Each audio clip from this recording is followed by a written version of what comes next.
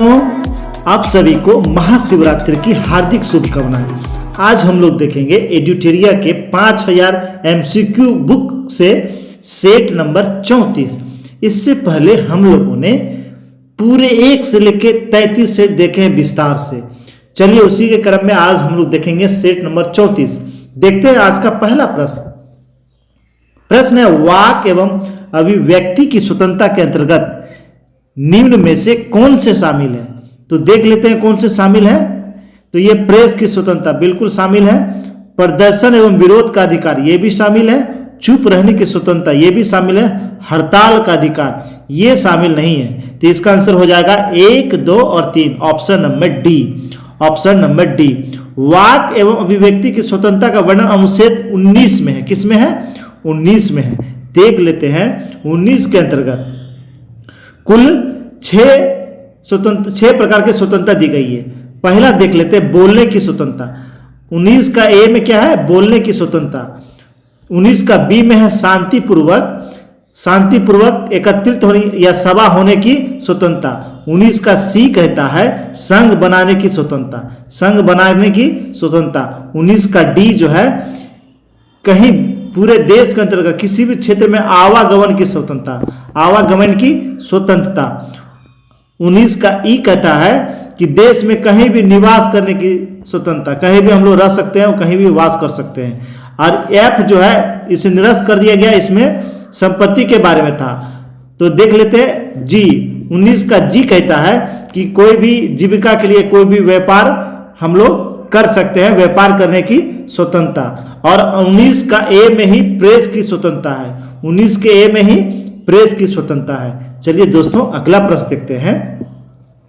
अब प्रश्न है, संविधान के किस अनुच्छेद के अंतर्गत यह वर्णित है कि राज्य न्यायपालिका को कार्यपालिका से पृथक करेगा? तो हम लोग जानते हैं अनुच्छेद 50 में, ऑप्शन नंबर सी। अनुच्छेद 50 में। अनुच्छेद 42 की बात करें तो इसमें कहा गया है ये राज्य के नीति निर्देशक तत्व के अंतर्गत आते हैं। काम की न्याय संगत तथा मनोचित दशा का वर्णन है। वही अनुच्छेद 45 क्या कहता है? तो अनुच्छेद 45 कहता है अब प्रसूति सहायता का भी वर्णन अनुच्छेद 42 में ही है। प्रसूति के सहायता के संबंध में या इसका प्रबंध करने की व्यवस्था किस अनुच्छेद में है? अनुच्छेद 42 में है। अनुच्छेद 45 की बात करें तो इसमें कहा गया है 6 वर्ष से कम आयु के बच्चों की शिक्षा और देखभाल की व्यवस्था करना। ये 86वां अधिवेशन 2002 के तहत जोड़ा गया था। अनुच्छेद 51 हम लोग जानते हैं अंतर्राष्ट्रीय शांति एवं सुरक्षा की अभिवृद्धि का वर्णन है। चलिए दोस्तों अगला प्रश्न देखते हैं। अब प्रश्न है, भारत की संसद निम्न में से किससे मिलकर बनती है? तो भारत की संसद लोकसभा, राज्यसभा और राष्ट्रपति से मिलकर बनती है। Option number C. Option number C. संसद कहा गया है अनुच्छेद 79 में कि संसद लोकसभा, राज्यसभा एवं राष्ट्रपति मिलकर बनेगी। तो लोकसभा का वर्णन अनुच्छेद 79 में है। 80 में राज्यसभा की चर्चा है, 80 में राज्यसभा का चर्चा है और 81 में लोकसभा का चर्चा है। तो आप लोग बताएं वर्तमान में राज्यसभा से कितने सदस्य निर्वाचित हैं? तो राज्यसभा से वर्तमान में निर्वाचित सदस्यों की संख्या है 233। कितना है? 233। और 12 जो है मनोनीत है, 12 मनोनीत है। वहीं लोकसभा की बात करें तो लोकसभा में अभी कितने? तो लोकसभा में 445। लोकसभा में 445। चलिए दोस्तों अगला प्रश्न देखते हैं।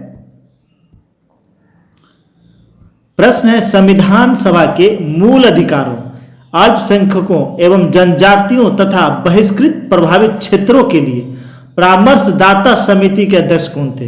तो मूल अधिकार, अल्पसंख्यक और जनजाति और प्रभावित क्षेत्रों के लिए परामर्शदाता समिति के अध्यक्ष थे सरदार वल्लभ भाई पटेल। कौन थे? सरदार वल्लभ भाई पटेल थे। वहीं मूल अधिकार उप समिति, मूल अधिकार के उप समिति के अध्यक्ष कौन थे? तो उप समिति के अध्यक्ष थे जेबी कृपलानी। कौन थे? जेबी कृपलानी थे। वहीं अल्पसंख्यक उप समिति के अध्यक्ष थे, अल्पसंख्यक उप समिति के अध्यक्ष थे एससी मुखर्जी। कौन थे? एससी मुखर्जी। डॉक्टर राजेंद्र प्रसाद राष्ट्रध्वज समिति और संचालन समिति के अध्यक्ष थे। जवाहरलाल नेहरू संघीय समिति और संघ शक्ति समिति, संघीय समिति और संघ शक्ति समिति के ये अध्यक्ष थे। अगला प्रश्न देखते हैं। प्रश्न है, निम्न में से कौन सा कथन प्रस्तावना के संबंध में सही है? देख लेते हैं प्रस्तावना के संबंध में कौन सही है। यह कह रहा है प्रस्तावना संविधान का एक भाग है, ये सही है। प्रस्तावना को संशोधित नहीं किया जा सकता, ये गलत है। तो इसका आंसर हो जाएगा option number A, option number A. प्रस्तावना क्या था? प्रस्तावना एक विवाद हुआ था, केशवानंद भारती विवाद बनाम केरल राज्य, केशवानंद भारती बनाम केरल राज्य। इसमें न्यायालय ने कहा कि संविधान प्रस्तावना जो है वह संविधान का भाग है और प्रस्तावना में संशोधन किया जा सकता है, प्रस्तावना में संशोधन किया जा सकता है। और इसी के बाद 1976 में 42वें संविधान संशोधन के तहत प्रस्तावना में 3 शब्द जोड़े गए, समाजवादी, पंथ निरपेक्ष और अखंडता। चलिए दोस्तों अगला प्रश्न देखते हैं। प्रश्न है, देश के शासन में मूलभूत है और विधि बनाने में इन तत्वों का लागू करना राज्य का कर्तव्य होगा, यह निम्न में से किसके संबंध में कहा गया है? तो हम लोग जानते हैं यह राज्य के नीति निर्देशक तत्व के बारे में कहा गया है।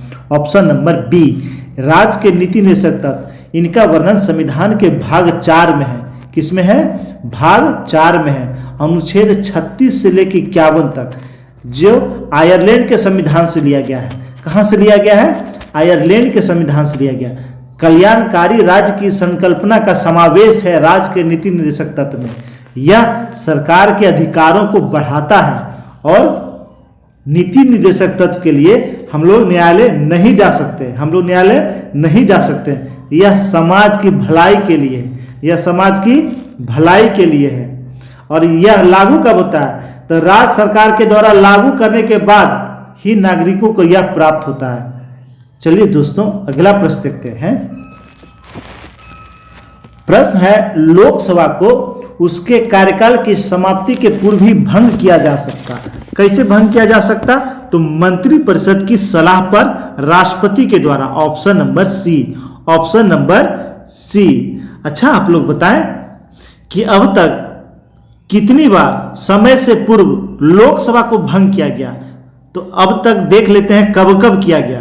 तो ये 1974 में पहली बार किया गया, उसके बाद 1977 में किया गया, उसके बाद 1979 में किया गया, उसके बाद 1984 में किया गया, उसके बाद 1989 में किया गया, उसके बाद 1991 में किया गया, उसके बाद 1997 में किया गया और लास्ट टाइम हुआ है 1999 में किया।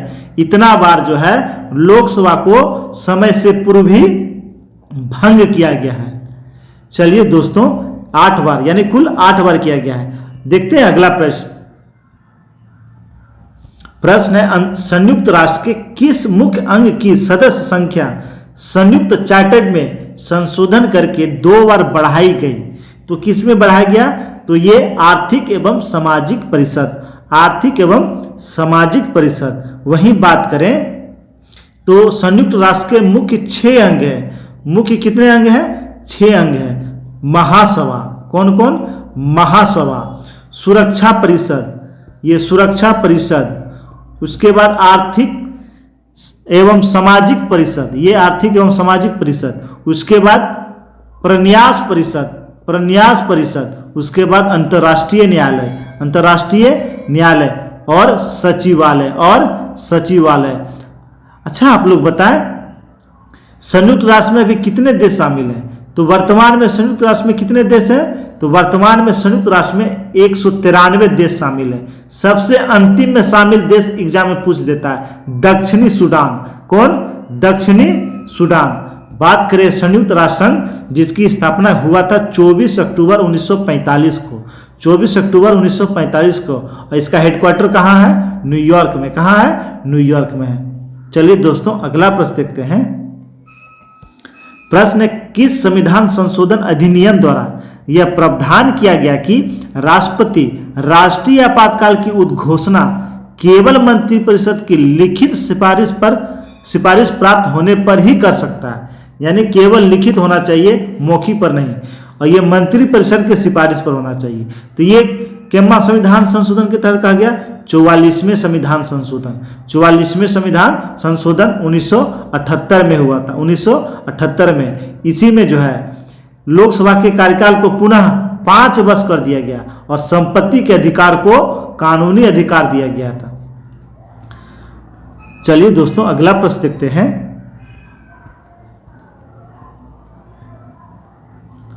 प्रश्न है एमाइलेज एंजाइम का स्रावन किसके द्वारा होता है? तो एमाइलेज का स्रावन अग्नाशय से होता है। पेनक्रियाज किससे? अग्नाशय पेनक्रियाज से होता है। पेनक्रियाज से 3 एंजाइम स्राव होते हैं। कौन कौन? एक हो गया एमाइलेज, दूसरा हो गया लाइपेज और तीसरा हो गया ट्रिप्सिन। एमाइलेज क्या चीज के पाचन में सहायक होते हैं? तो एमाइलेज कार्बोहाइड्रेट के पाचन में सहायक। वहीं लाइपेज की बात करें तो वसा के पाचन में सहायक होते हैं। वहीं ट्रिप्सिन की बात करें तो ये प्रोटीन के पाचन में सहायक होते हैं। किसके पाचन में? प्रोटीन के पाचन में सहायक होते हैं। चलिए दोस्तों, और अग्नाशय यह अंतःस्रावी और बहिःस्रावी दोनों ग्रंथि है। चलिए दोस्तों अगला प्रश्न देखते हैं। प्रश्न वृक्क यानी किडनी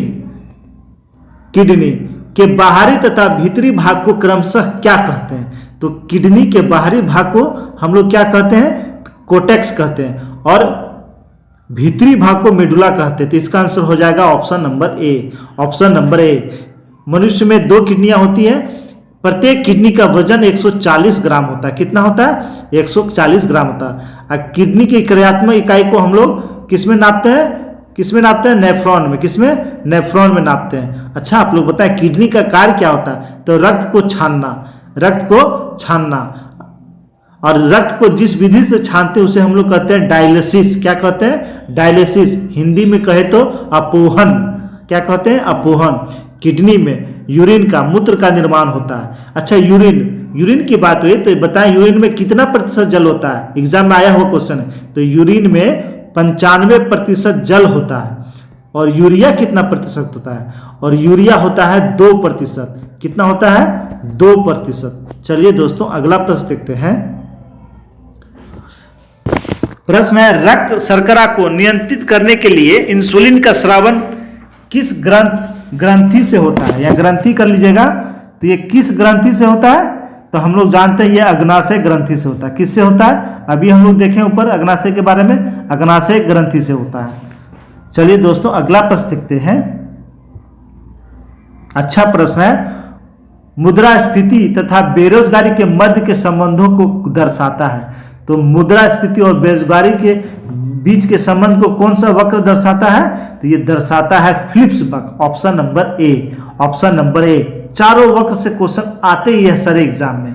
बात करें लॉरेंज वक्र की, तो लॉरेंज वक्र आय के वितरण में विषमता को दर्शाता है।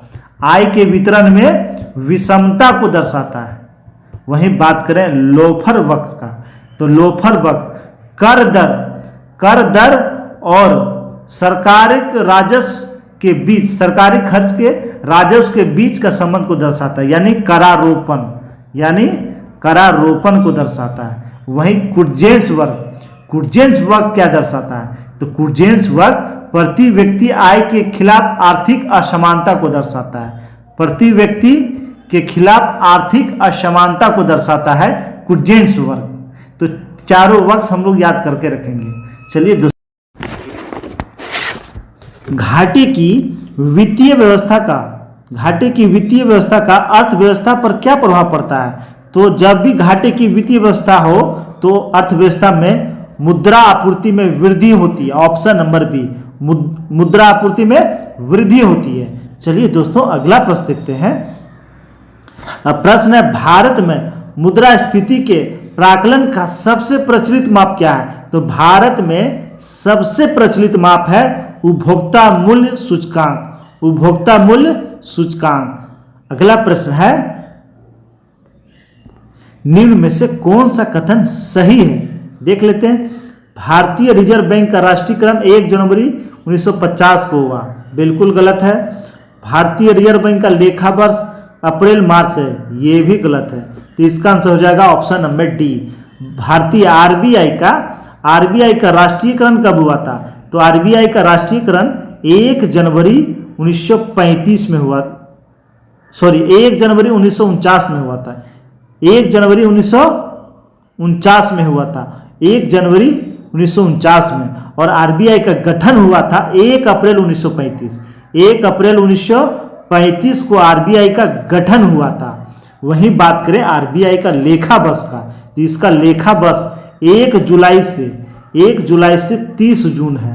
1 जुलाई से 30 जून है, जो प्रस्तावित है चेंज करने के लिए अप्रैल टू मार्च पर। अच्छा, आप लोग बताएं आरबीआई के प्रथम गवर्नर कौन थे? तो सीडी देशमुख। कौन थे? सीडी देशमुख।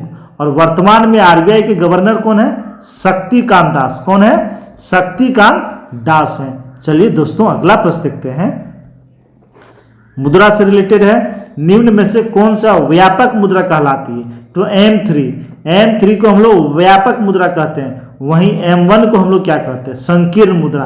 M1 को हम लोग क्या कहते हैं? संकीर्ण मुद्रा। वहीं तरलता की बात करें तो सबसे अधिक तरलता M1 की, उसके बाद M2 की, उसके बाद M3 की, उसके बाद M4 का होता है। चलिए दोस्तों, अगला प्रश्न देखते हैं। फिर प्रश्न, आरबीआई का लेखा वर्ष है, तो वर्तमान में आरबीआई का लेखा वर्ष क्या है?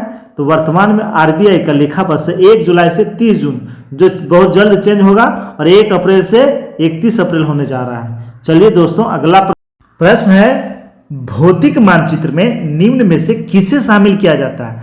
तो भौतिक मानचित्र में पर्वत, पठार, मैदान, महासागर, ये चारों शामिल किए जाते हैं, यानी 1, 2, 3, 4। Option number B. देखिए, 2 तरह के मानचित्र हम लोग देखते हैं, एक भौतिक मानचित्र और एक राजनीतिक मानचित्र। भौतिक मानचित्र की बात करें, भौतिक मानचित्र की अगर हम लोग बात करते हैं तो उसमें प्राकृतिक विशेषता को दर्शाया जाता है। पहाड़, जल निकाय, रेगिस्तान, जंगल, महासागर, ये सारे भौतिक मानचित्र में दिखाए जाते हैं। वहीं राजनीतिक मानचित्र की बात करें तो इसमें सीमा को दिखाया जाता है, राज्य को दिखाया जाता है, शहर को दिखाया जाता है, सड़क को दिखाया जाता है। ये सारे किस में दिखाए जाते हैं? राजनीतिक मैप में, यानी पॉलिटिकल मैप में। और फिजिकल मैप यानी भौतिक मैप में हम लोग प्राकृतिक संसाधन को देखते हैं, पहाड़, जल निकाय, रेगिस्तान, ये सारे हम लोग ये भौतिक मानचित्र में देखते हैं। चलिए दोस्तों, अगला प्रश्न देखते हैं, और प्रश्न है, निम्नलिखित में से कौन सुलेमित नहीं है? देख लेते हैं कौन सुलेमित नहीं। केंद्रमुख खदान, लोयस, बिल्कुल सही। कोलार सोना के लिए प्रसिद्ध, सही। कोडरमा चांदी, ये गलत है। कोडरमा चांदी, ये गलत है। कोडरमा कोयला के लिए, कोडरमा कोयला के लिए। जावर सीसा जस्ता के लिए, बिल्कुल सही। तो इसका आंसर हो जाएगा option number C. Option number C. कोयले की बात करें तो आप लोग बताएं, विश्व में सबसे अधिक कोयला उत्पादन कौन सा देश करता है? तो चीन 1 नंबर पे, दूसरे पे है अमेरिका, और तीसरे पे है अपना देश भारत। वहीं बात करें लोहा की बात करें तो लोहा में भी चीन 1 नंबर में, उसके बाद ऑस्ट्रेलिया, और उसके बाद है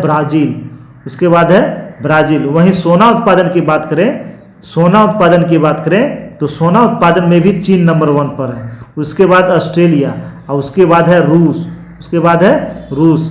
वहीं जस्ता की बात करें तो इसमें भी चीन 1 नंबर पर है, उसके बाद है पेरू, उसके बाद है ऑस्ट्रेलिया। चलिए दोस्तों, अगला प्रश्न देखते हैं। प्रश्न है, पूर्ण गरीबी का क्या अभिप्राय है? तो पूर्ण गरीबी का मतलब होता है गरीब लोगों की संख्या के रूप में गरीबी, यानी पूर्णतः गरीब लोगों की संख्या के रूप में गरीबी। Option number A. अगला प्रश्न देखते हैं। प्रश्न है, भारत में कौन सा शहर सबसे पारंपरिक कढ़ाई शैलियों में से एक चिकनकारी के लिए प्रसिद्ध है, विश्व प्रसिद्ध है? तो वह शहर है लखनऊ। कौन सा शहर? लखनऊ शहर। अहमदाबाद सूती वस्त्र के लिए प्रसिद्ध है। उदयपुर, जिसे हम लोग झीलों का शहर भी कहते हैं, उदयपुर। चलिए दोस्तों, अगला प्रश्न देखते हैं। प्रश्न है, निम्न में से कौन सा देश स्थलरूद्ध देश है? तो कौन सा देश? स्विट्जरलैंड। कौन सा देश? स्विट्जरलैंड। जर्मनी नहीं, फ्रांस नहीं, इटली नहीं। अच्छा, स्थलरूद्ध की बात आई तो सबसे बड़ा स्थलरूद्ध देश है कजाकिस्तान। कौन है? कजाकिस्तान। उसके बाद मंगोलिया है 2 नंबर पर। वहीं बात करें एशिया में, तो एशिया में जो क्वेश्चन पूछते हैं कि पूरब दक्षिण पूरब के कौन सा देश जो है स्थलरुद्ध देश है, तो उसका आंसर हो जाएगा लाओस। लाओस जो है वह स्थलरुद्ध देश है। वहीं दक्षिण अमेरिका का मात्र 2 स्थलरुद्ध देश हैं, कौन कौन? बोलाविया और पराग्वे। बोलाविया और पराग्वे। चलिए दोस्तों अगला प्रश्न देखते हैं। प्रश्न है, निम्न में से कौन सी नदी हिमालय की पूर्ववर्ती नदी कहा? तो हिमालय की पूर्ववर्ती नदी यही तीनों नदी है, सिंधु, सतलज और ब्रह्मपुत्र। ये तीनों जो है हिमालय के पूर्ववर्ती क्षेत्रों से निकलती है, यानी हिमालय के उस पार से निकलती है। तो इसका आंसर हो जाएगा option number C. Option number C. चलिए दोस्तों, प्रश्न है, अंतर्राष्ट्रीय तिथि रेखा किस महासागर से होकर गुजरती है? तो ये प्रशांत महासागर से होकर गुजरती है। Option number C. अंतर्राष्ट्रीय तिथि रेखा 180 डिग्री देशांतर रेखा को कहा जाता है। 180 डिग्री देशांतर रेखा को अंतर्राष्ट्रीय तिथि रेखा कहा जाता है। यह प्रशांत महासागर, आर्कटिक सागर, चुक्की सागर, बेरिंग स्ट्रेट, ये सब से होकर अंतर्राष्ट्रीय तिथि रेखा गुजरती है।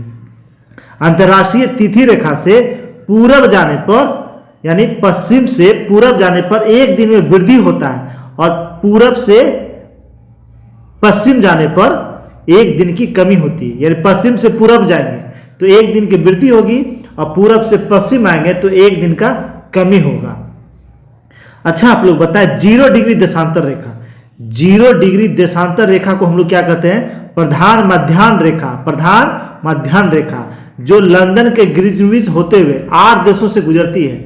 ब्रिटेन, फ्रांस, स्पेन, अल्जीरिया, माली और बुर्किना फासो, घाना और टांगो, ये 8 राज्यों से होकर गुजरती है। अच्छा, आप लोग बताएं, भूमध्य रेखा पर 2 देशांतर रेखाओं के बीच की दूरी कितनी होती है? तो 11.32 किलोमीटर। 11.32 किलोमीटर। चलिए दोस्तों अगला प्रश्न देखते हैं। प्रश्न है, कर्क रेखा निम्न में से किस देश से होकर नहीं गुजरती है? तो ये इसका आंसर हो जाएगा Brazil. Option number C. Bahamas, Libya, UAE. Brazil मकर रेखा पर स्थित है। किस रेखा पर? मकर रेखा पर। कर्क रेखा की बात करें तो कर्क रेखा किन देशों से होकर गुजरती है? एक बार रिवाइज कर लेते हैं। तो ताइवान, चीन, Myanmar, Bangladesh, Bharat, Oman, UAE यानी यूनाइटेड स्टेट ऑफ अमीरात, संयुक्त सऊदी अरब, मिस्र, लीबिया, नाइजर, अल्जीरिया, माली, मारितानिया, पश्चिमी सहारा, बहामास और मैक्सिको, इन सभी देशों से होकर कर्क रेखा गुजरती है। भारत में कर्क रेखा 8 राज्यों से होकर गुजरती है। गुजरात, राजस्थान, मध्य प्रदेश, छत्तीसगढ़, झारखंड, पश्चिम बंगाल, मिजोरम और त्रिपुरा, ये 8 राज्यों से होकर कर्क रेखा गुजरती है। चलिए दोस्तों अगला प्रश्न देखते हैं। प्रश्न है, निम्न में से कौन सा भारतीय राज्य 3 देशों के साथ सीमा साझा नहीं बनाता है? तो देख लेते हैं। तो कौन नहीं बनाता है? मिजोरम जो है केवल म्यांमार से सीमा साझा करता है। कौन सा देश से? म्यांमार से। वही अरुणाचल प्रदेश की बात करें तो ये भूटान, चीन और म्यांमार, ये 3 देशों से सीमा साझा करता है। सिक्किम की बात करें तो नेपाल, चीन और भूटान, 3 देशों से सीमा साझा करता है। वहीं पश्चिम बंगाल की बात करें तो ये बांग्लादेश, भूटान और नेपाल से सीमा साझा करता है। चलिए दोस्तों अगला प्रश्न देखते हैं। प्रश्न है, प्रति चक्रवात की विशेषता होती है। तो प्रति चक्रवात की विशेषता होती है स्वच्छ आसमान। प्रति चक्रवात में क्या होता है? तो प्रति चक्रवात में जो है केंद्र में दबाव अधिक होता है। केंद्र में दबाव अधिक होता है और अतः हवा जो है केंद्र से बाहर की ओर जाती है, जिससे क्या होता है, आसमान साफ हो जाता है। वहीं चक्रवात की बात करें तो इसमें केंद्र में कम दबाव होता है और बाहर से हवा भीतर की ओर चलती है, बाहर से हवा भीतर की ओर चलती है, और जिसके कारण क्या होता है, ठंडी हवा ऊपर जाती है और वर्षा होता है। तो चक्रवात में वर्षा होती है, तेज बारिश होती है, जबकि प्रति चक्रवात में आसमान साफ हो जाता है। उत्तरी गोलार्ध में चक्रवात जो है घड़ी के सुई के दिशा के विपरीत में इसका हवा का वेग होता है, और प्रति चक्रवात में घड़ी की दिशा में इसका दिशा होता है। अच्छा, आप लोग बताएं, टोर्नेडो चक्रवात का क्षेत्र क्या है? तो ये क्षेत्र है ऑस्ट्रेलिया और यूएसए। हरिकेन दक्षिण चीन सागर हरिकेन की बात करें, हरिकेन चक्रवात, तो इसका संबंध अमेरिका से है। कहाँ? अमेरिका वाले क्षेत्र में आते हैं। वहीं बात करें टाइफून का, तो ये दक्षिण चीन सागर और जापान चक्रवात को ऑस्ट्रेलिया में विली कहा जाता है। क्या कहा जाता है? विली कहा जाता है, और भारत में चक्रवात कहा जाता है। चलिए दोस्तों, अगला प्रश्न देखते हैं। प्रथम गवर्नर जनरल वारेन हेस्टिंग की काउंसिल में कौन एक सदस्य नहीं था? तो उनके काउंसिल में कौन सदस्य नहीं था? तो इसका आंसर हो जाएगा बेंसी टॉड, ऑप्शन नंबर डी बेंसी टॉड। बात करें वारेन हेस्टिंग का, तो वारेन हेस्टिंग 1774 से 1785 तक गवर्नर जनरल रहे थे। 74 से लेके 85 तक गवर्नर जनरल रहे थे। इन्होंने कोषागार को मुर्शिदाबाद से कलकत्ता लाया और कलकत्ता में अदालत की स्थापना किया, कलकत्ता में सुप्रीम कोर्ट की स्थापना किया। 1774 में इनके द्वारा द्वैत प्रणाली को समाप्त किया गया, और इन्होंने 1781 में प्रथम मदरसा की स्थापना कलकत्ता में किया। इसी के समय में संस्कृत विश्वविद्यालय की स्थापना 1782 में स्थापना किया गया था। इन्होंने क्या किया? इन्होंने मुगल सम्राट को जो पेंशन मिलता था उसे बंद कर दिया, और इनके द्वारा बोर्ड ऑफ रेवेन्यू की स्थापना की गई थी। पिट्स इंडिया एक्ट 1784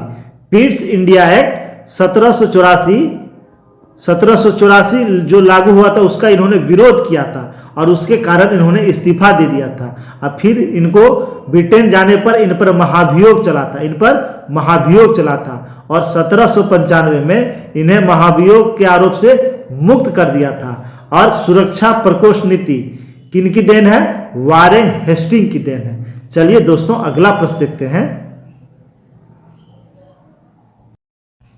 निम्नलिखित में से किसने उर्दू में तहजीबुल अखलाक नामक मासिक पत्रिका प्रारंभ किया था? तो ये प्रारंभ किया था सर सैयद अहमद खां, ऑप्शन नंबर सी।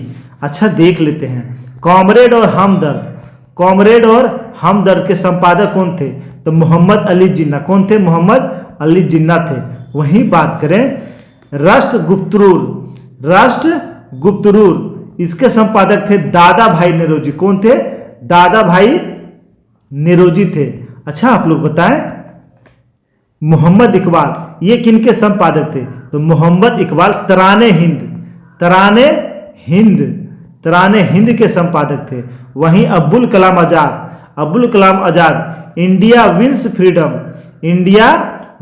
फ्रीडम और अल हिलाल नामक पत्रिका का संपादक किया था। अल हिलाल, अब्दुल कलाम आजाद। चलिए दोस्तों, अगला प्रश्न देखते हैं। अब प्रश्न है, निम्नलिखित में से कौन एक गलत सुलेमित है? तो गलत सुलेमित कौन है, देख लेते हैं। सुरेंद्र नाथ बनर्जी इंडिया टुडे, यही गलत है। Option number A Jawaharlal Nehru discovery of India, सही है। Subhash Chandra Bose fight for freedom, सही है। और Pattabhi Sitaramayya history of Indian national Congress, ये भी सही है। तो इसका आंसर हो जाएगा option number A, India today. तो इंडिया टुडे के संपादक कौन थे? तो इंडिया टुडे के संपादक कौन थे? सुब्रमण्यम अय्यर थे। वहीं बात करें सुरेंद्र नाथ बनर्जी, ये बंगाली और ए नेशन इन मेकिंग के संपादक थे। A nation in making. चलिए दोस्तों अगला प्रश्न देखते हैं। प्रश्न अष्ट दिग्गज किसके दरबार में रहते थे? तो अष्ट दिग्गज किसके दरबार में रहते थे? ये कृष्णदेव राय के दरबार में रहते। ये 8 तेलुगु के महान कवि थे। वहीं बात करें अष्टप्रधान, अष्टप्रधान किसके दरबार में रहते थे? अष्टप्रधान ये शिवाजी के दरबार में रहते थे। किसके दरबार में? शिवाजी के दरबार में। वहीं बात करें नवरत्न, नवरत्न किसके दरबार में रहते थे? ये अकबर के दरबार में रहते थे। किसके दरबार में? अकबर के दरबार में रहते थे। वहीं बात करें नवरत्न, नवरत्न और नवरत्न में कंफ्यूजन नहीं होना है। नवरत्न थे अकबर के दरबार में। वहीं नवरत्न की बात करें तो ये रहते थे विक्रमादित्य के दरबार में। किसके दरबार में? चंद्रगुप्त द्वितीय यानी विक्रमादित्य के दरबार में नवरत्न रहते थे। चलिए दोस्तों अगला प्रश्न देखते हैं। प्रश्न है पहली बार किसी के सती होने का प्रमाण कहां से प्राप्त होता है? तो पहली बार किसी के सती होने का प्रमाण एरन अभिलेख, भानुगुप्त के एरन अभिलेख में मिला है। Option number B, option number B. अच्छा, हाथी गुफा अभिलेख ये किससे संबंधित है? तो हाथी गुफा अभिलेख ये खारवेल नरेश से संबंधित है। ये खारवेल नरेश से संबंधित। वहीं बात करें एहोल अभिलेख, एहोल अभिलेख किससे संबंधित है? एहोल अभिलेख ये पुलकेशिन द्वितीय से संबंधित है। वहीं बात करें मंदसौर अभिलेख, मंदसौर अभिलेख ये संबंधित है नरेश यशोवर्मन से, नरेश यशोवर्मन से। वहीं बात करें नासिक अभिलेख, नासिक अभिलेख का संबंध गौतमी बलश्री से है, गौतमी बलश्री से है। वहीं बात करें भीतरी अभिलेख, जूनागढ़ का भीतरी अभिलेख यह स्कंद गुप्त से संबंधित है, यह स्कंद गुप्त से संबंधित है। चलिए दोस्तों अगला प्रश्न देखते हैं। प्रश्न है किस युद्ध के पश्चात बाबर ने गाजी की उपाधि धारण की? तो बाबर ने गाजी की उपाधि खानवा युद्ध के बाद धारण किया था। ऑप्शन नंबर बी, खानवा युद्ध में विजय के बाद इन्होंने गाजी की उपाधि धारण किया था। खानवा युद्ध में ही इन्होंने जिहाद का नारा दिया था। जिहाद का नारा किस युद्ध में दिया था? खानवा युद्ध में। पानीपत के प्रथम युद्ध में जीतने के बाद इन्होंने कलंदर की उपाधि धारण की। कौन सी उपाधि धारण किया था? कलंदर की उपाधि धारण किया। वहीं बात करें बाबर का, तो बाबर का बताए पिता का नाम क्या था? तो बाबर का पिता का नाम था उमर शेख। क्या नाम था? उमर शेख। और इनकी माँ का नाम था कुतलुग निगार खां, कुतलुग निगार खां। और इनके दादी का क्या नाम था? इनके दादी का नाम था एहसान दौलत बेग, एहसान दौलत बेग। बाबर का जन्म वैलेंटाइन डे के दिन हुआ था, 14 फरवरी 1483 को हुआ था। अच्छा, आप लोग बताएं बाबर के 2 प्रमुख तोपची कौन थे? तो इनके 2 प्रमुख तोपची थे उस्ताद अली। कौन थे? उस्ताद अली और मुस्तफ़ा खां, और मुस्तफ़ा खां इनके प्रमुख तोपची थे। चलिए दोस्तों अगला प्रश्न देखते हैं। बहुत अच्छा प्रश्न है। पूरा पाषाण युग से प्राप्त उपकरणों पर विचार कीजिए। पूरा पाषाण काल में कैसे उपकरण होते थे? वेधक, खुरचनी, हाथ कुल्हाड़ी। तो ये तीनों थे, यानी 1, 2 और 3। Option number D, option number D. Blade, blade जो है ये नव पाषाण में। चलिए देख लेते हैं पूरा पाषाण की बातें। आग का आविष्कार, आग का आविष्कार किस काल में? पूरा पाषाण काल में। पूरा पाषाण काल में आग का आविष्कार। आदि मानव, मानव आदि मानव, मानव खानाबदोश होते थे। वहीं बात करें मध्य पाषाण काल, तो अंतोष्टि कार्यक्रम इसका फेमस था। अंतोष्टि कार्यक्रम मध्य पाषाण काल की चीज। और इनके जो औजार होते थे वह छोटे होते थे, माइक्रोलिथ होते थे, यानी छोटे औजार होते थे। औजार जो है हड्डी और सिंग के बने होते थे, हड्डी और सिंग के बने होते थे। वहीं बात करें नव पाषाण काल, नव पाषाण काल, पहिए का आविष्कार, पहिए का आविष्कार और नुकीले औजार, नुकीले औजार, ब्लेड टाइप के औजार। अब पॉलिशदार पत्थर के उपकरण, ये किनके? तो ये नव पाषाण काल के। चलिए दोस्तों अगला प्रश्न देखते हैं। प्रश्न है भारत में सुप्रीम कोर्ट में न्यायाधीशों की संख्या कैसी बढ़ाई जा सकती है?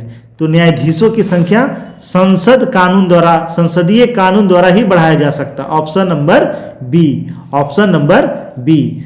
सुप्रीम कोर्ट की चर्चा अनुच्छेद कितना में है? 124 में है। वर्तमान में कितने न्यायाधीश है सुप्रीम कोर्ट में? तो एक मुख्य न्यायाधीश और 33 अन्य न्यायाधीश, कुल 34 न्यायाधीश हैं। वहीं मूल संविधान में कितने थे? तो मूल संविधान में एक मुख्य न्यायाधीश और 7 अन्य न्यायाधीश, कुल 8 न्यायाधीश होते थे। और इनकी रिटायरमेंट की आयु है 65 वर्ष और इनकी न्यूनतम आयु की चर्चा संविधान में नहीं है। वहीं बात करें सुप्रीम कोर्ट के मुख्य न्यायाधीश की, मुख्य न्यायाधीश का वेतन है 2,80,000, 2,80,000, 2,80,000 मुख्य न्यायाधीश का वेतन है और अन्य न्यायाधीश का वेतन है 2,50,000, 2,50,000। अच्छा, आप लोग बताएं सबसे अधिक समय तक सुप्रीम कोर्ट के मुख्य न्यायाधीश कौन रहे थे? तो रहे थे यशवंत विष्णु चंद्रचूड़, यशवंत विष्णु चंद्रचूड़। और सबसे कम समय तक रहे थे कमल नारायण सिंह। तो आप लोग बताएं मुझे कि अभी जो है सुप्रीम कोर्ट के मुख्य न्यायाधीश कौन है? तो DY चंद्रचूड़, DY चंद्रचूड़ अभी वर्तमान में भारत के मुख्य न्यायाधीश है। वो 50वें नंबर के, किनके जगह पे? तो 49वें नंबर के थे उमेश ललित, उमेश ललित उनके जगह पे बने हैं DY चंद्रचूड़। चलिए दोस्तों अगला प्रश्न देखते हैं। प्रश्न है लाठी क्लब की स्थापना निम्नलिखित में से किसने की थी? तो लाठी क्लब की स्थापना किसने किया था? बाल गंगाधर तिलक ने। Option number C. इन्हीं के द्वारा शिवाजी महोत्सव और गणेश महोत्सव प्रारंभ किया गया था। किनके द्वारा? बाल गंगाधर तिलक के द्वारा। चलिए दोस्तों अगला प्रश्न देखते हैं। प्रश्न है निम्नलिखित में से कौन चतुराईपूर्ण निष्क्रियता की नीति के साथ जुड़ा हुआ है? तो sir John Lawrence, sir John Lawrence. इसी के समय में 1865 ईस्वी में भारत और यूरोप के बीच पहली समुद्री टेलीग्राफ सेवा शुरू हुआ था, समुद्री टेलीग्राफ सेवा शुरू हुआ था। अच्छा, बात करें डलहौजी की, तो यह व्यक्तिगत सिद्धांत यानी डॉक्ट्रिन्स ऑफ लेंस के प्रतिपादक थे। कौन? लॉर्ड डलहौजी थे। अच्छा, वहीं बात करें अहस्तक्षेप की नीति, अहस्तक्षेप की नीति ये किनसे जुड़ा है? सर जॉन शोर से जुड़ा है, सर जॉन शोर से जुड़ा है। चलिए दोस्तों, इसी गुरु ने अकाल तख्त की स्थापना किया। तो अकाल तख्त की स्थापना किसने किया? गुरु हरगोविंद ने। ऑप्शन नंबर डी, गुरु हरगोविंद ने अकाल तख्त की स्थापना किया तथा सिखों को सैन्य संगठन का रूप दिया, सैन्य संगठन का रूप दिया। गुरु गोविंद सिंह की बात करें तो खालसा पंथ की स्थापना किया, पाहुल पद्धति का शुरुआत किया और इनके 2 पुत्र थे फतेह सिंह और जोरावर सिंह। इनको अंग्रेज, इनको किसने जो है दीवार में चुनवा दिया था? तो वजीर खान ने। किसने? वजीर खान ने दीवार में चुनवा दिया था। अच्छा, वहीं बात करें गुरु अर्जुन देव, इन्होंने आदि ग्रंथ की रचना किया। किसका? आदि ग्रंथ का रचना किया और हरमंदर साहिब का निर्माण किया। हरमंदर साहब का निर्माण किसने किया? गुरु अर्जुन देव। अर्जुन देव को जहांगीर ने फांसी दे दिया था। वहीं गुरु तेग बहादुर की बात करें तो औरंगजेब ने इसे फांसी दिया था। किसने? औरंगजेब ने। चलिए दोस्तों अगला प्रश्न देखते हैं। प्रश्न है जलियांवाला बाग हत्याकांड के विरोध में वायसराय की कार्यकारिणी परिषद की सदस्यता से इस्तीफा दे दिया था। किसने दिया था? तो शंकरन नायर ने। किसने? शंकरन नायर ने। जलियांवाला हत्याकांड के विरोध में रविंद्रनाथ टैगोर ने सर की उपाधि वापस कर दी। जमनालाल बजाज ने राय बहादुर की उपाधि वापस कर दिया था और गांधी जी ने केसरे हिंद की उपाधि वापस कर दिया था। गांधी जी ने केसरे हिंद की उपाधि वापस कर दिया था। चलिए दोस्तों अगला प्रश्न देखते हैं। प्रश्न है प्रथम दिल्ली दरबार का आयोजन किस गवर्नर जनरल के काल में किया गया था? तो प्रथम दिल्ली दरबार ये किस गवर्नर जनरल के काल में हुआ? तो यह लॉर्ड लिटन के काल में हुआ। ये हुआ कब था? तो 1 जनवरी 1877 को, 1 जनवरी 1877 को प्रथम दिल्ली दरबार हुआ था। वहीं बात करें दूसरा 3 दिल्ली दरबार का आयोजन हुआ।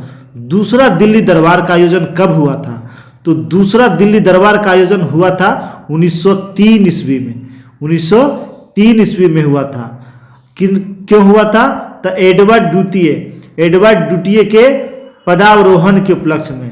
वहीं तीसरा दिल्ली दरबार का आयोजन 1911 में हुआ था। आप लोग जानते हैं ये जॉर्ज पंचम, उसमें कौन आए थे? जॉर्ज पंचम आए थे और इन्होंने जो है बंगाल विभाजन को रद्द कर दिया था, बंगाल विभाजन को रद्द कर दिया था। चलिए दोस्तों अगला प्रश्न देखते हैं। प्रश्न विमीय सूत्र से, शक्ति का विमीय सूत्र है, तो शक्ति का विमीय सूत्र क्या होता है? mT²L²T-Q, तो ऑप्शन नंबर सी। वहीं बात करें घनत्व का, तो घनत्व का विमीय सूत्र क्या होता है? तो घनत्व का विमीय सूत्र mL-3। वहीं बात करें कार्य का, कार्य का विमीय सूत्र क्या होता है? mL²T-²। वहीं बात करें दाब का, प्रेशर का, दाब का विमीय सूत्र mL-1T-2। ये किसका होता है? दाब का। वहीं बात करें बल का, तो बल का क्या होता है? फोर्स का, तो बल का विमीय सूत्र होता है mL-T-²। ये बल का विमीय सूत्र होता है। चलिए दोस्तों अगला प्रश्न देखते हैं। प्रश्न, निम्नलिखित में से किस रंग के प्रकाश का पौधों द्वारा तीव्र अवशोषण होता है? तो किसका? नीला और लाल का। Option number C, option number C. सबसे अधिक जो है प्रकाश संश्लेषण की क्रिया किस प्रकाश में होती है? लाल में, उसके बाद नीला में होता है, तो इसका आंसर हो जाएगा ऑप्शन नंबर सी। चलिए दोस्तों अगला प्रश्न देखते हैं। प्रश्न है, गन मेटल किसका मिश्र धातु है? कल के भी सेट में क्वेश्चन था, गन मेटल किसका मिश्र धातु है? कॉपर, टीन और zinc. Option number A, CuSN और Zn को हम लोग क्या कहते हैं? गन मेटल कहते हैं। वहीं बात करें कॉपर, आयरन और टीन, इसके मिश्रण को हम लोग डेल्टा मेटल कहते हैं, डेल्टा मेटल कहते हैं, डेल्टा मेटल कहते हैं। वहीं डच मेटल किसे कहते हैं? तो कॉपर और जिंक, कॉपर और जिंक के मिश्रण को से क्या बनता है? Dutch metal. वहीं रोज मेटल, रोज मेटल क्या होता है? तो बिथियम, बिस्थम, Bi बिस्थम और Pb सीसा और टीन, इनके मिश्रण को हम लोग रोज मेटल कहते हैं। वहीं टाइप मेटल, टाइप मेटल की बात करें तो Pb, Sb एंटीमनी और Sn, इनके मिश्रण को हम लोग इनसे टाइप मेटल बनाया जाता है। चलिए दोस्तों अगला प्रश्न देखते हैं। प्रश्न है, किस उत्प्रेरक की उपस्थिति में खाद्य वनस्पति तेल से वसा में परिवर्तन किए जाते हैं? तो हम लोग जानते हैं किससे? तो निकेल, यानी वनस्पति तेलों से कृत्रिम घी कैसे बनाते हैं? किस उत्प्रेरक की सहायता से? तो निकेल उत्प्रेरक की सहायता से। वहीं अमोनिया गैस बनाने की हैवर विधि, हैवर विधि में लोहे चूर्ण का प्रयोग होता है। किसका प्रयोग? लोहे का चूर्ण का प्रयोग होता है। वहीं बात करें सल्फ्यूरिक अम्ल H2SO4 बनाने की संपर्क विधि, संपर्क विधि में प्लेटिनम चूर्ण का प्रयोग होता है, प्लेटिनम चूर्ण का प्रयोग होता है। अच्छा वहीं आप लोग बताएं, अल्कोहल से ईथर बनाने, अल्कोहल से ईथर बनाने में किसका प्रयोग होता है? तो गर्म एल्यूमिना का। किसका प्रयोग होता है? गर्म एल्यूमिना का प्रयोग होता है। वहीं बात करें क्लोरीन गैस, क्लोरीन गैस बनाने की डीकन विधि, क्लोरीन गैस बनाने की डीकन विधि में क्यूप्रिक क्लोराइड का प्रयोग होता है। किसका प्रयोग होता है? क्यूप्रिक क्लोराइड का प्रयोग होता है। चलिए दोस्तों अगला प्रश्न देखते हैं। प्रश्न है, नेत्रदान में कौन सा भाग दान दिया जाता है? तो नेत्रदान में कॉर्निया दान दिया जाता है। Option number C. क्या दान दिया जाता है? कॉर्निया दान दिया था। लेंस के ऊपर जो पतली पारदर्शी परत होता है वही कॉर्निया होता है। पतली जो है, पतली पारदर्शी परत जो होता है लेंस के ऊपर वही कॉर्निया होता है। वहीं पुतली की बात करें, पुतली की बात करें तो यह आइरिस के बीच में पाया जाने वाला काला, जो काले रंग का पदार्थ होता है वही क्या होता है? पुतली होता है। अब पुतली से ही प्रकाश आंखों में प्रवेश करता है, पुतली से ही प्रकाश आंखों में प्रवेश करता है। वहीं आइरिस की बात करें, आइरिस की बात करें तो आइरिस क्या होता है? यह प्रकाश की मात्रा का नियंत्रण करता है। ज्यादा प्रकाश होने पे यह फैल जाता है, कम होने पे सिकुड़ जाता है। और ये 3 रंग का होता है, काला, नीला और भूरा। काला, नीला और भूरा। रेटिना की बात करें तो प्रतिबिंब रेटिना पर ही बनता है। चलिए दोस्तों अगला प्रश्न देखते हैं। प्रश्न है निम्न में से कौन सही नहीं है। तो देख लेते हैं कौन सही नहीं। तापमान के बढ़ने पर वायु में ध्वनि का वेग बढ़ता है, बिल्कुल सही। टेम्परेचर बढ़ने पे ध्वनि का वेग बढ़ता है। वायु में ध्वनि का वेग दाब पर निर्भर नहीं करता, बिल्कुल सही। ध्वनि का वेग दाब पर निर्भर नहीं करता।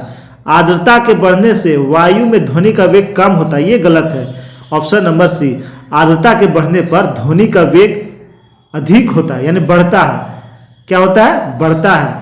आयाम तथा आवृत्ति के परिवर्तन से वायु में ध्वनि का वेग प्रभावित नहीं होता, यह भी सही है। तो इसका आंसर हो जाएगा ऑप्शन नंबर सी।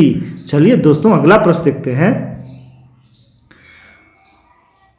प्रश्न है प्रत्यावर्ती धारा को डिस्क धारा में परिवर्तन करने की युक्ति को क्या कहते हैं। तो रेक्टिफायर। रेक्टिफायर प्रत्यावर्ती यानी एसी को डीसी में बदलता है, एसी को डीसी में बदलता है। वहीं ट्रांसफार्मर की बात करें तो ट्रांसफार्मर क्या करता है, हाई वोल्टेज को लो में, लो वोल्टेज में, और लो वोल्टेज को हाई वोल्टेज में परिवर्तन करता है। यह एसी को डीसी में नहीं बदलता, यह वोल्टेज कम बेसी करता है। वहीं इन्वर्टर की बात करें तो यह एसी को डीसी में और डीसी को एसी में परिवर्तन करता है। एसी को डीसी में, डीसी को एसी में, जबकि रेक्टिफायर केवल एसी को डीसी में परिवर्तन करता है। चलिए दोस्तों अगला प्रश्न देखते हैं। प्रश्न है सूची 1 को सूची 2 से मिलान करना है। सूची 1 को सूची 2 से मिलान करना है। लाइपेज किसके पाचन, तो लाइपेज हम लोग देखे हैं वसा पाचन में, लाइपेज वसा पाचन में। ट्रिप्सिन प्रोटीन पाचन में। एमालेज कार्बोहाइड्रेट के पाचन में। इरेप्सिन पॉलीपेप्टाइड को अमीनो अम्ल बदलने में। तो इसका आंसर हो जाएगा option number A, option number A. चलिए दोस्तों देखते हैं आज का अंतिम प्रश्न। प्रश्न है कवियों का कवि किसे कहा जाता है। तो कवियों का कवि कहा जाता है शमशेर बहादुर सिंह, शमशेर बहादुर सिंह। दोस्तों ये 50 महत्वपूर्ण प्रश्न का सेट हम लोगों ने देखा जो सारे एग्जाम के लिए बहुत महत्वपूर्ण है। और दोस्तों एक बात आपको बता देते हैं, आपको पढ़ाई में मन तभी लगेगा जब आप क्वेश्चन को समझिएगा, या जब आप क्वेश्चन आपको याद होने लगेंगे तब आपको पढ़ाई में मन भी लगेगा। जब ना याद होंगे और ना समझ में आएगा तो आपका पढ़ाई में भी मन नहीं लगेगा। तो आप लोग क्या करें, आप लोग क्वेश्चन को समझने का कोशिश करें और याद करने का कोशिश करें। धन्यवाद दोस्तों, धन्यवाद। अगर वीडियो अच्छा लगा हो तो आप लोग अपने अपने ग्रुप में